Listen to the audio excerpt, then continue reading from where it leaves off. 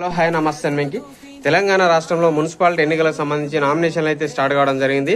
30 తారీఖు వరకు నామినేషన్ల తుది గడువు అయితే ఉండడం జరిగింది.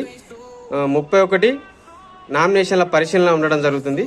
30 వరకు అయితే నామినేషన్ల తుది గడువు అయితే ఉండడం జరుగుతుంది. 31కి నామినేషన్ల పరిశీలన ఉండడం జరుగుతుంది.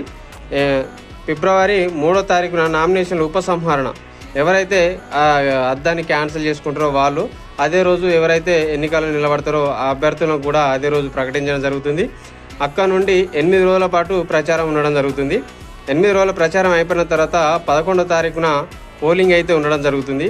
ఈ 11వ తారీఖు పోలింగ్ అయిపోయిన తర్వాత 12వ తారీఖు ఎక్కడైనా సంథింగ్ రిగ్గింగ్ జరిగినా ఏదైనా అనవరకాలన ఓటింగ్ జరగకపోయినా అక్కడ 12వ తారీఖున రీపోలింగ్ అయితే కండక్ట్ చేయడం జరుగుతుంది.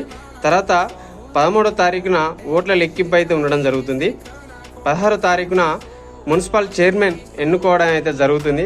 కాబట్టి ఈ ఎన్నికల్లో ఎక్కువ మంది యువత పార్టిసిపేషన్ చేయవలసిన బాధ్యత ప్రతి ఒక్కరిపైన ఉన్నది. కాబట్టి యువతలో అవేర్నెస్ రావాలని తెలియజేసుకుంటూ మేము థ్యాంక్ యూ. నా ఛానల్ లైక్ చేయండి, షేర్ చేయండి, సబ్స్క్రైబ్ కొట్టండి.